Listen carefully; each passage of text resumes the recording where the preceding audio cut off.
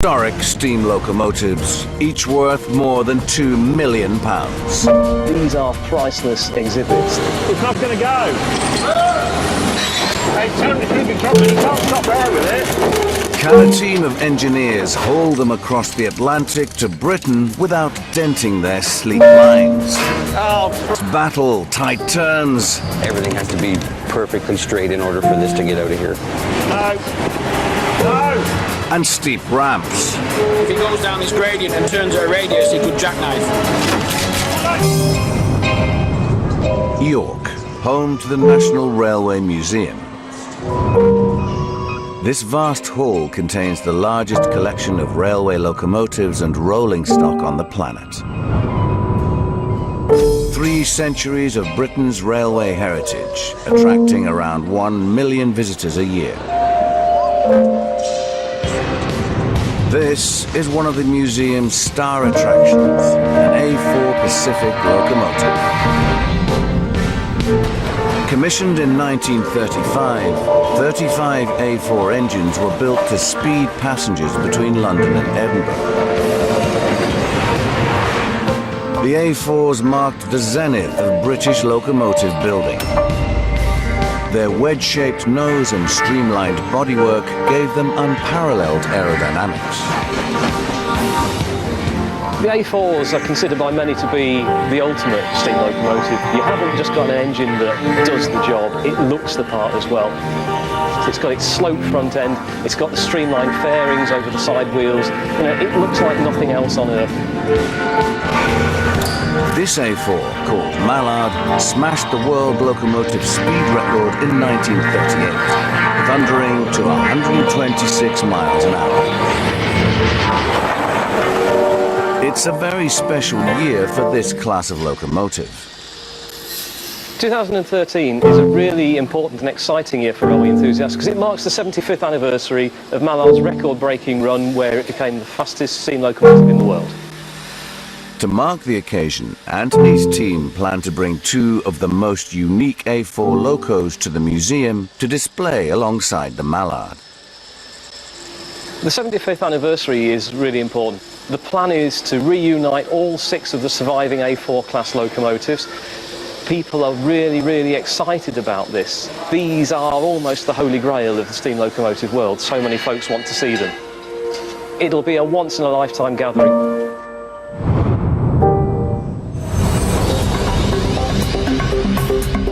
Both of the visiting A4 locomotives need hauling across the Atlantic Ocean to reach the Railway Museum. One A4 currently lives in Montreal, Canada, while the other is in Green Bay, Wisconsin.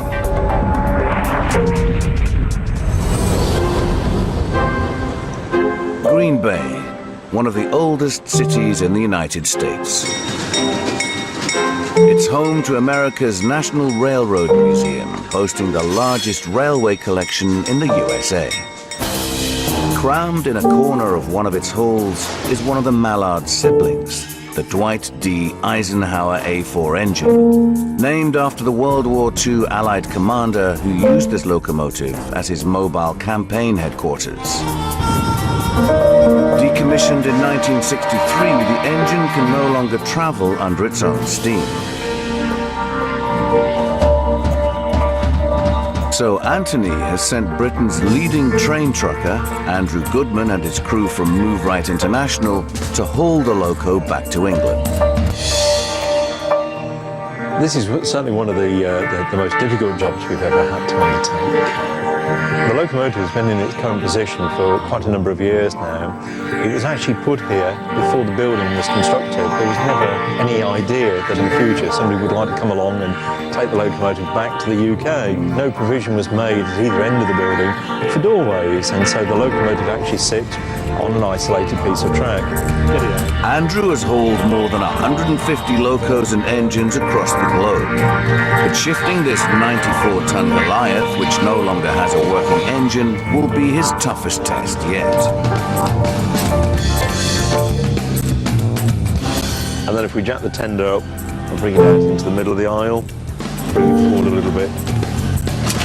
A nice straight line going down there, like one. Lending some much-needed elbow grease is Andrew's nephew Jeff.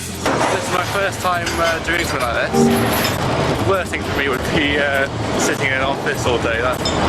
It's always exciting.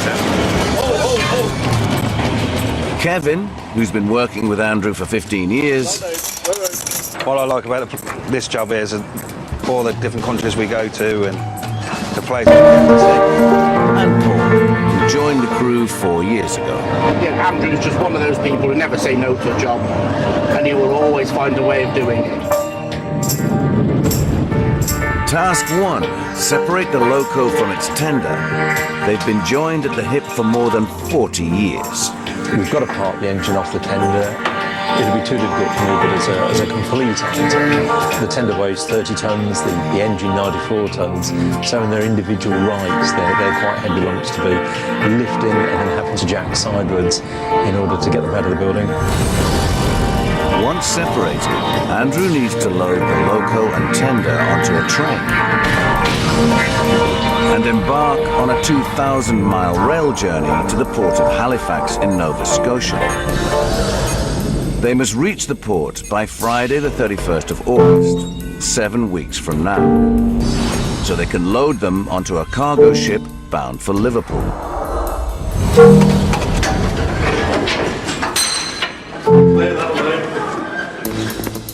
Lifting and lugging the engine and tender across the hall is a near impossible task. So he needs a couple of those, Jeff. A couple of big ones. Very good. Right, that's it. What about putting the clothes in the washing machine tonight? I think we should be putting ourselves in as well. We have to make sure the jacks go up together, keep everything straight. We don't want to twist the frame or the undercarriage of one of these machines. Yep.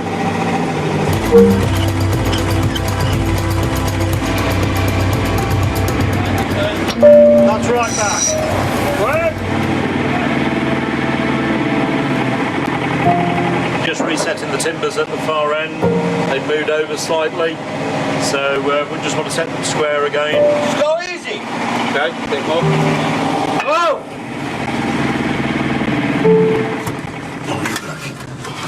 Take it up a touch more. Whoa!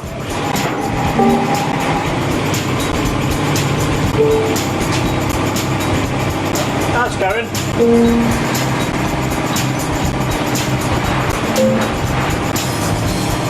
Well, it's just coming up to midnight. Nice to get the tender across. It's been a warm night's work, to say the least.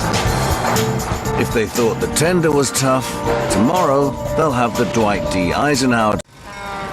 In Green Bay, Wisconsin, train trucker Andrew Goodman and his team are racing to load the Dwight D. Eisenhower locomotive and tender onto a train bound for Halifax, Nova Scotia. They've separated the engine from its tender. Now they face their next big test. Shift it to the doorway. I'd much rather not move it. It's 600 tons of row engine, which... this is definitely one of our signature pieces. It was a challenge enough to get it set into the building before it was built. So. The museum was actually built around the Titanic trains on show.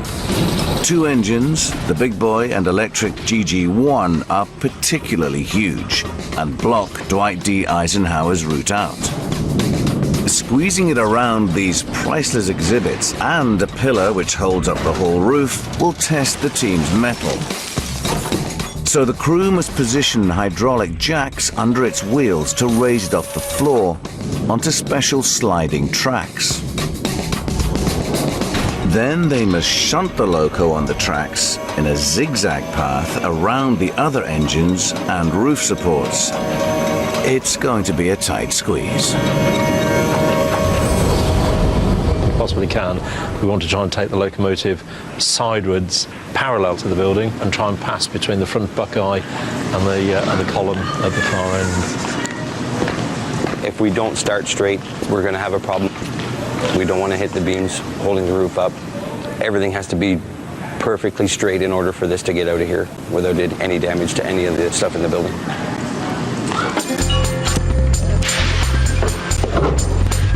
With the track laid down, they need to line up the engine for the big slide. But its bearings are jammed with years of dust. We're just going to try moving it first. A forklift might do it. All right, are we ready? Yeah.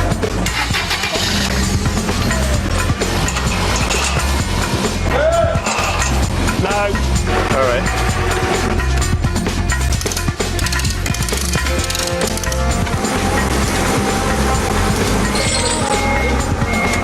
Jump up and down like a chain. Normally about 3 to 4 tons of exertion will get this moving. The Loco's not broke. That is some resistance. 2 bars on there and a porta pack at the front, and it still won't budge. They'll need more muscle to move this monster.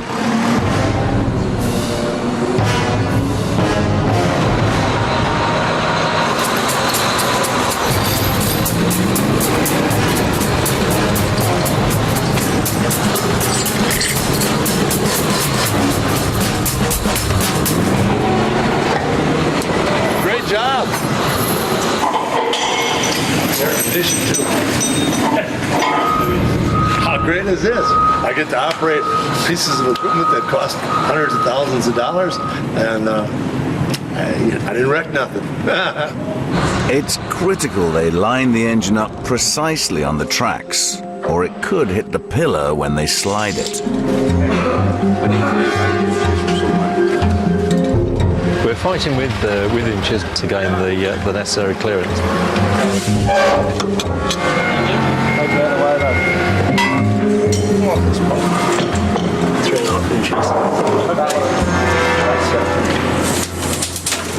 We're good to go now. We're good to go.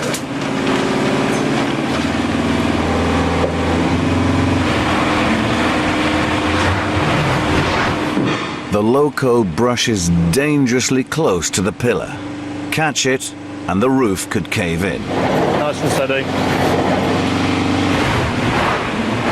It's a tight squeeze, shimmying the engine around the antique big boy and the electric GG1. No! No! It's not going to go!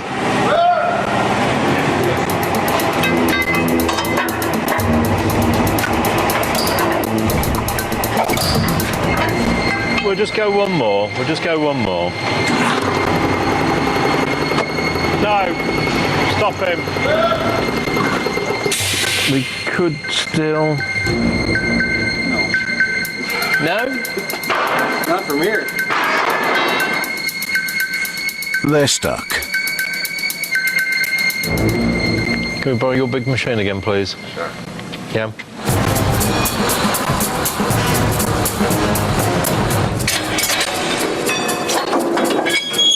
Might get my fork in here. Yeah. Yep. Give her a little nudge. Okay. They need to shove the GG1 out of the way. It's trying to move. I'm just taking a deep intake of breath, actually.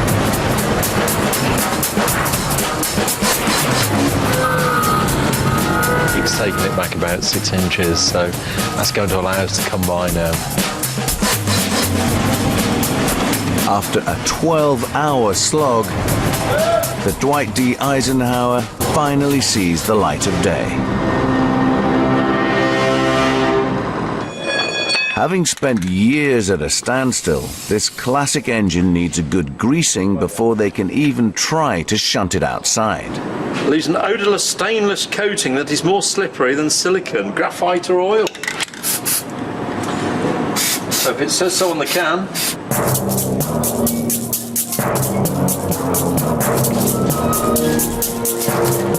What about a pair of trumpets now? In the absence of which, perhaps a comb and a pair of spoons. Okay, if you'd like to come forward then please, onto the Loco. Can you stop there please? Hold it there. But an oversight could derail everything. the couplings on the British Loco and the American shunter won't connect. So the Loco's fitted with a Buckeye, and this is a 3-link coupling, so the two aren't really compatible. Yeah, we're going to the Buckeye. Driving on the right side of the road. No, you drive on the wrong side. It's a well-known fact. They lashed the engines together with makeshift links and wedged the gap with wooden blocks to stop them bashing into each other.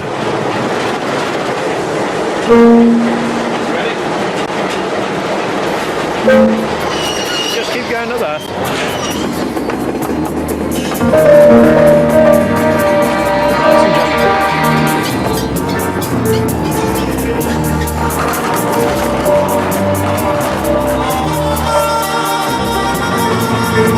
Can you put some oil on the eccentrics, please? Just as they pick up the pace, they hit a snag.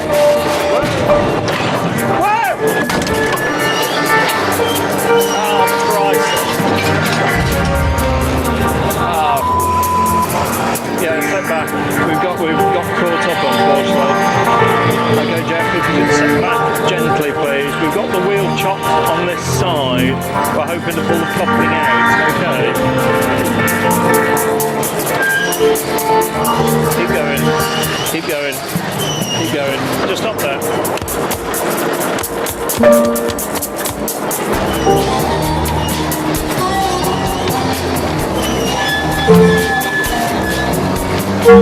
Keep going, Jeff.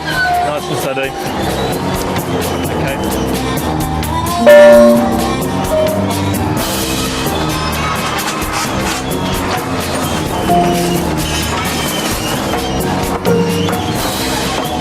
Just stop there, please. All right. We just got to wait for the tow truck, and then we're all set, ready to winch it straight on. With the engine finally in the yard, the team now face an even bigger challenge. Load it up onto a rail car.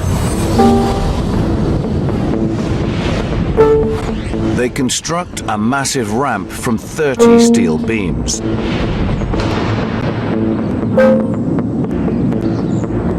A heavy-duty recovery truck will haul the Loco up onto the flatbeds. They need a smooth run, or the 94-ton machine will push the ramp sections apart, ending in disaster. To prevent a train wreck, the team will use steel chains to strengthen the ramp and lock it to the car. This way, they should be able to keep this lumbering Loco on track as it boards.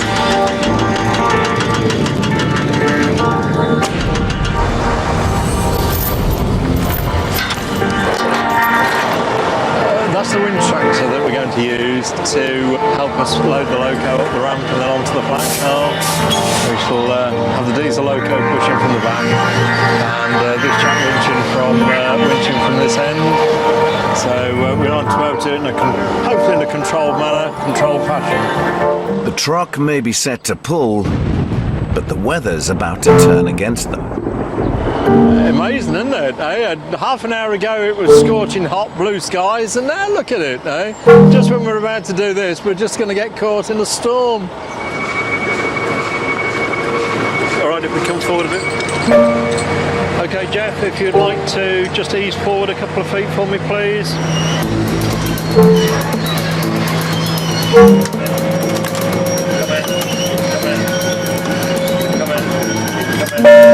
All eyes are on the chains. If they snap, the ramp could tear apart, toppling the precious engine.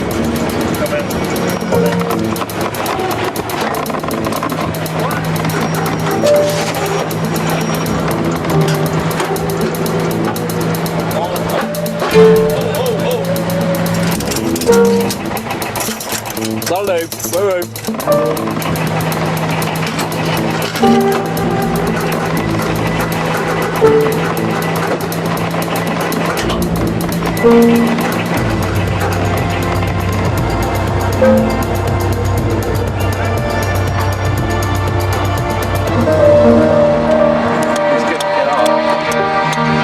That's the hard bit, don't I think? Not a bad day's work experience for Jeff. It's a bit different stuff in the uni. Then it's definitely, I like the whole factor and stuff. Hands on. Unfortunately, I'm with him more than I'm with my own missus. He's not complaining.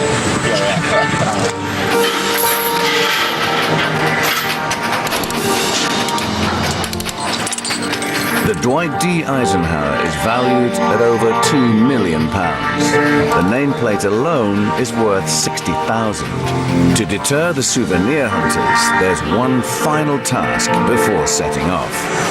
We're going to fit these sheets. They were custom made for a project last year in Canada.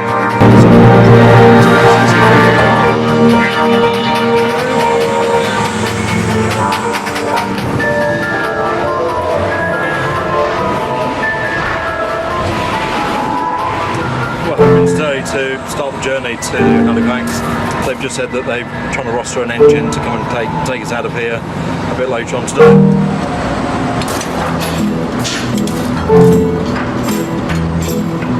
Right, okay. He's on the phone to CN now, so trying to get some paperwork sorted so these can move. And for Andrew, customs are always a headache. The purposes of just doing the paperwork though, can we just put Siva International down? He's stressed, he normally goes like this, doesn't he? Yeah, heads up on it. And he ends up looking like Don King at the end of the day. But he's looking a bit stressed now. Anything could happen. The air's definitely going up.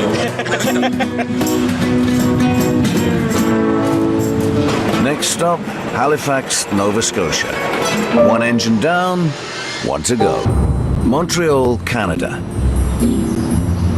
With the Dwight D. Eisenhower engine and tender on their way to Halifax docks, Andrew and the team arrive at Expo Rail, Canada's largest railway museum.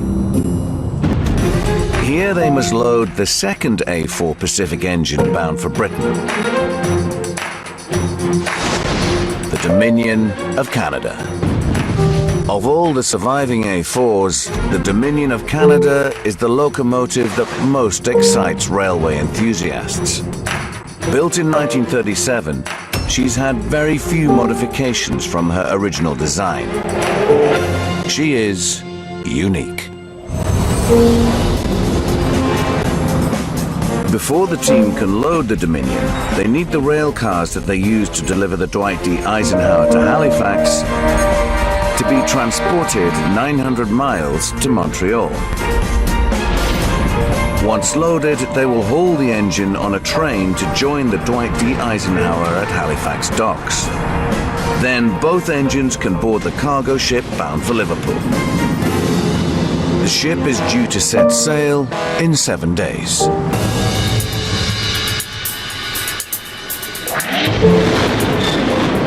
It takes 3 days for the rail cars to arrive. They just hope that this engine will be easier than the last one. Is there going to be a difference on height between the loading ramp and the rail car? It's definitely a difference. It's very tight, yeah. The antique John Molson hauls the Dominion of Canada out of its shed.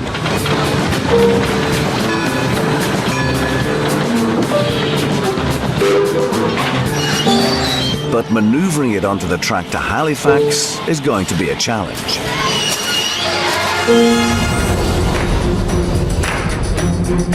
They must build a smooth ramp to load the engine onto the rail car. Then use a diesel engine to shunt it onto a turntable so they can switch the points and get the loco onto the right route out of the yard. But there's a problem. The rail car is 14 foot longer than the turntable. Switch points now and the track and car could be wrecked. So they must build extra rails onto the far side of the turntable, giving them more space to switch the points and get the train on track to Halifax. I've had a looked this morning, and it seems that they've dug out the rails on the far side of the turntable and pulled them across, so they actually line up now with the turntable road, whereas they didn't before. They're just going to change the road now and come back on with the diesel loco, ready to draw the loco away, take it down to the loading area. So everybody's taking great pleasure in telling me they've ordered the British weather for today to remind us of home. It's critical that the turntable lines up precisely with the tracks, or the £2 million engine could derail. Hello. Right, that was fun. Just as they haul the engine onto the new section of rails, they hit a major glitch. Because of the different levels with the turntable and the rails on there, obviously the turntable's moving up and down a bit, and it just caused the two Loco'S to part. They chain the engines together to stop them rolling apart.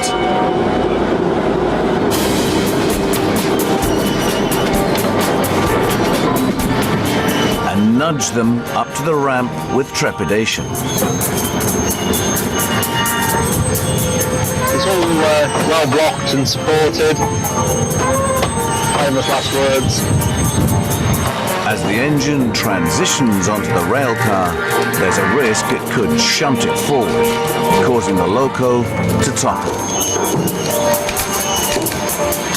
Hey, tell him to keep it coming, he can't stop there with it.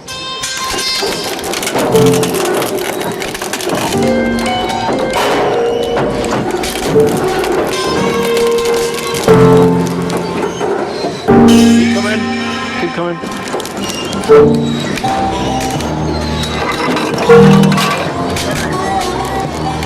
That's it, well done.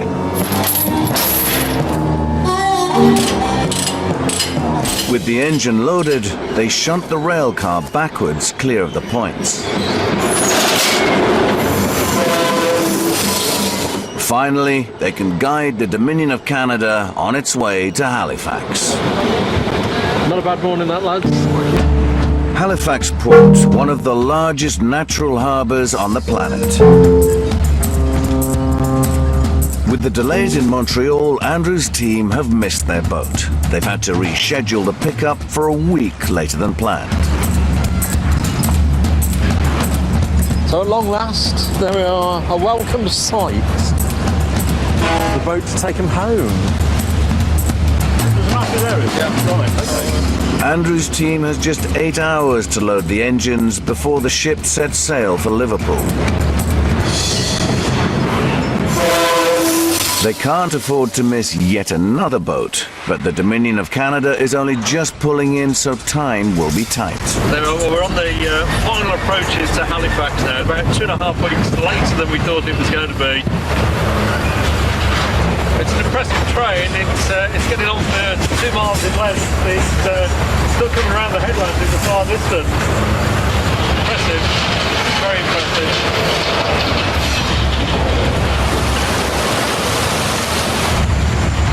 The dockside berth is crammed with cargo.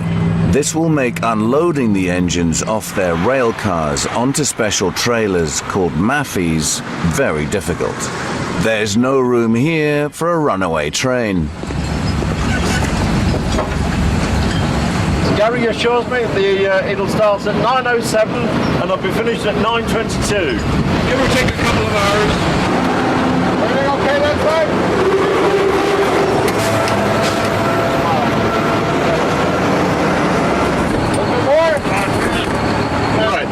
That'll do. You've all done so well, you can all come again.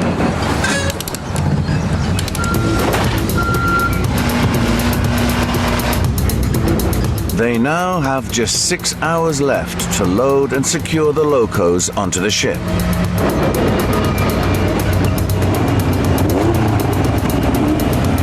The new company cars come. Yes, that's it. Hey, that'd be ideal, haven't it? Hey?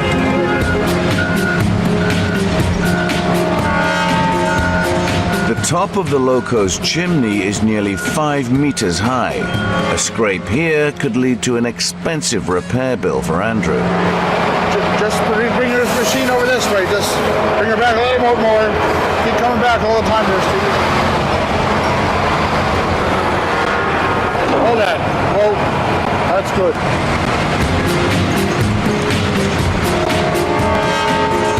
Not every day you take 2 old steam engines, though, is it?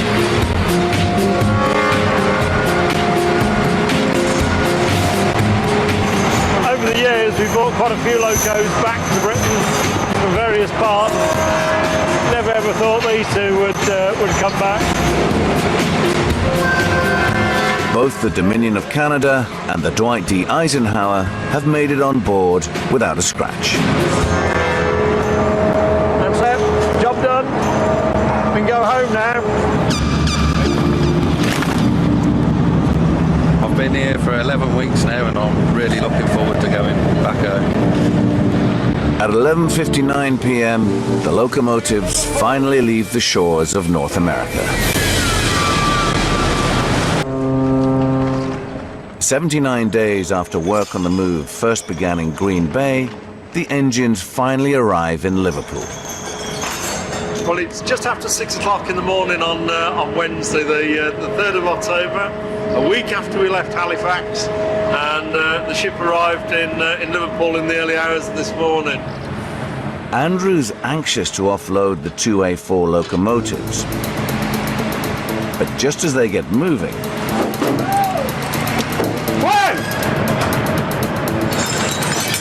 the brakes on the trailer carrying one of the engines fail. Possibility is if he goes down this gradient and turns at a radius, he could jackknife and the train could carry on pushing him down the gradient, down the ramp. It's not good, no.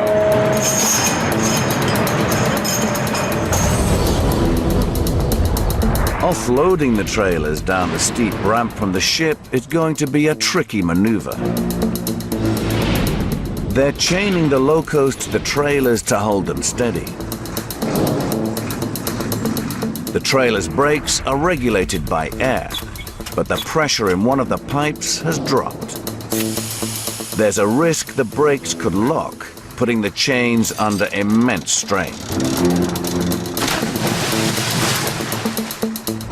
So before they unload, the team must pump a special sealant through the brake pipes to seal any leaks or holes. And add extra chains to secure the engines as a precaution. The air pressure's up, but the brakes aren't applying, so we're just going to make sure the brakes are going to apply once we hit the gradient. The broken brakes are preventing dock workers from unloading the rest of the ship's cargo. They've got to get a move on.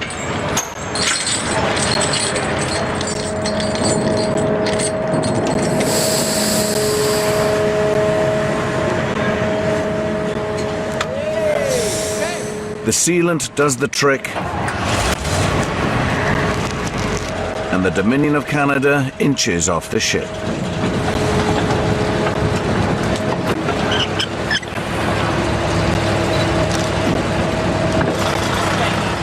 It's the first time these locos have been on British shores since 1964. News of their arrival draws the crowds.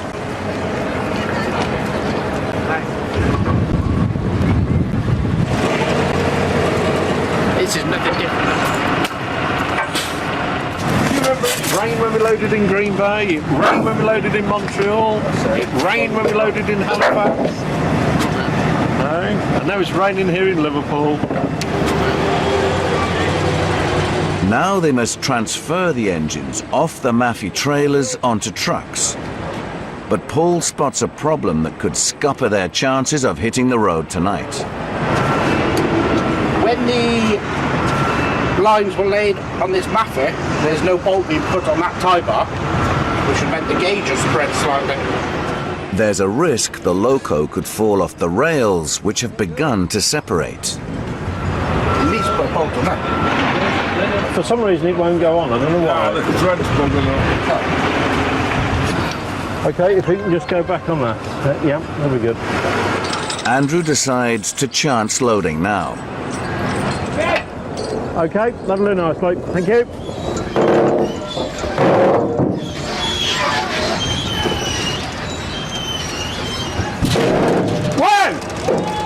we can get a chain across there, directly across there, into there, yeah. One channel, mate. And pull it to the side of the Maffei. But it's no good. The engine is now just a whisker away from falling through the trailer. The tie bar that we pointed out earlier has spread the gauge and the wheel almost fallen into the Maffei. So we're just trying to pull it all together now and try and reattach it. They need some extra muscle to force the rails back together. The big forklift is going to come along and just try and tweak the rails back into line where they should be.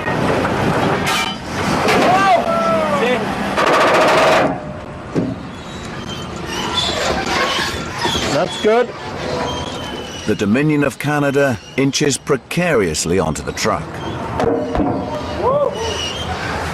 Just a little bit further. But just as they pick up the pace, Okay, whoa! Houston, we got a problem. the chain gets stuck.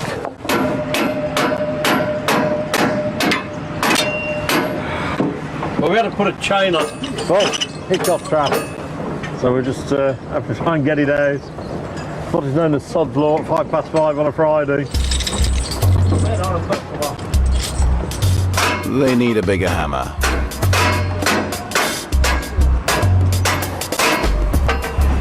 Try the on the side. Nope, even bigger. Sledgehammer, perhaps? That'll do it.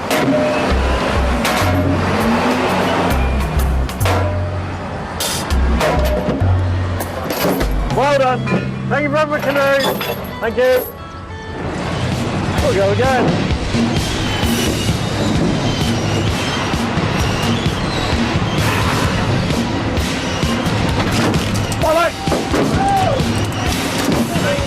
Get the chock out quick enough, it chewed the chock.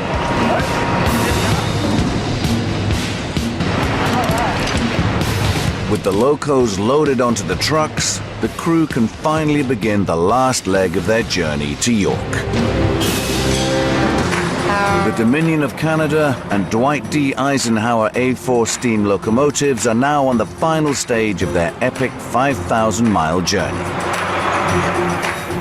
It's just after 5:30. We've just left Liverpool docks and we're starting our journey towards Shildon. Down to a steady 15 mile an hour. It should take us about 8 hours. And do everything around here, make the tea, drive the pilot vehicle, organise the admin side of things. The engine's chimneys ride high on the trucks. There's a real danger they could jam on bridges and cause chaos en route.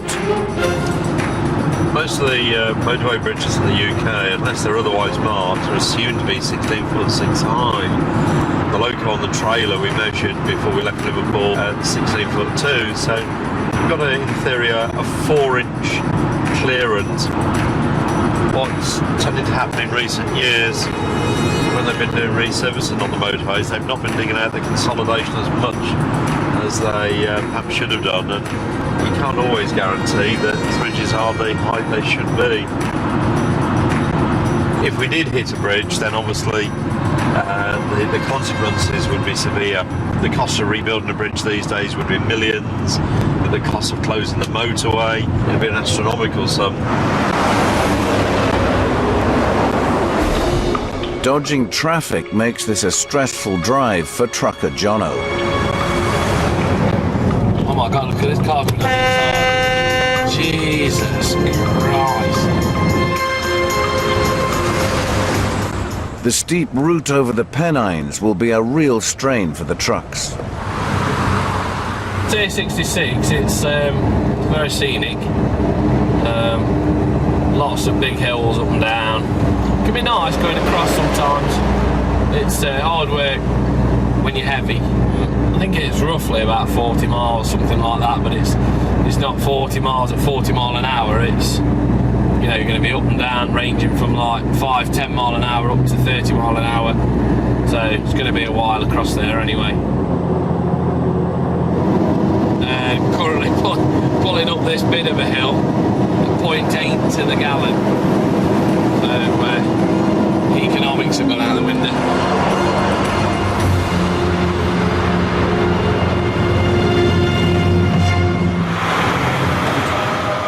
After 9 hours on the road, both engines arrive at the restoration centre in Shildon. Word has spread of the classic locomotive's transatlantic trek.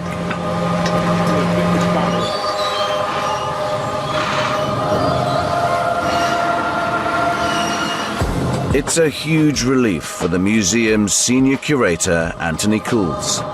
It's great that so many people have come out. Even today, there's not an event on. We just unloaded these two engines. So many people that you've seen have turned out to see these machines, and it's absolutely wonderful.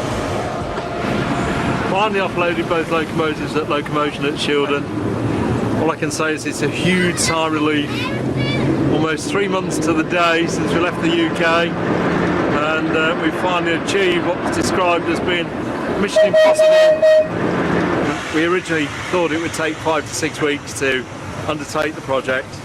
Just shows you, no matter how much planning goes on, what what pitfalls, the unexpected that can arise during the course of undertaking a large move of this nature. I have to pinch myself when I see them here. I always thought to see these two engines would be a very expensive airfare.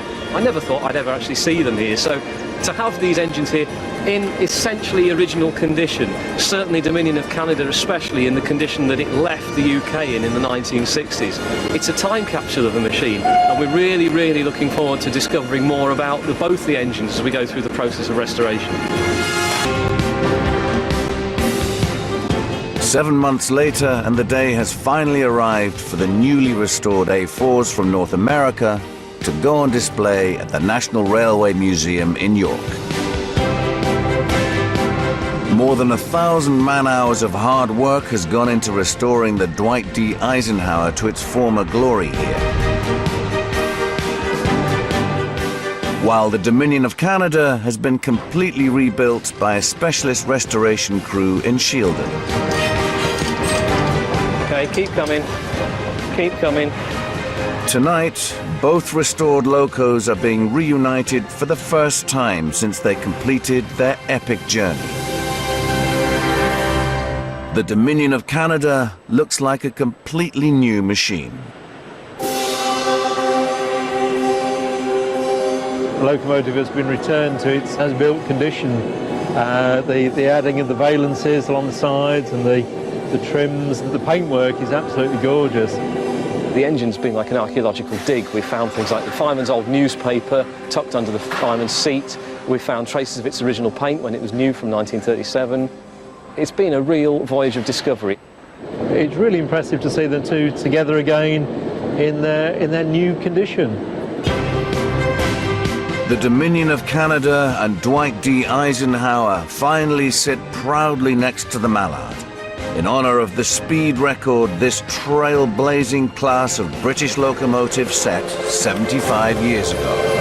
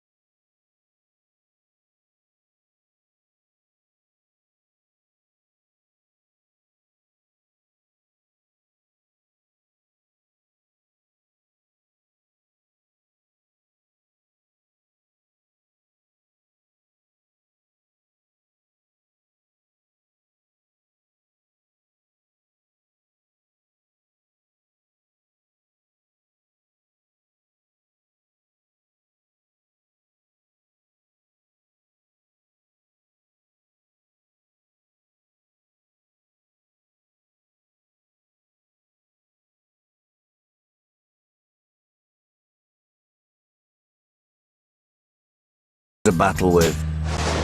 And that's twice as heavy.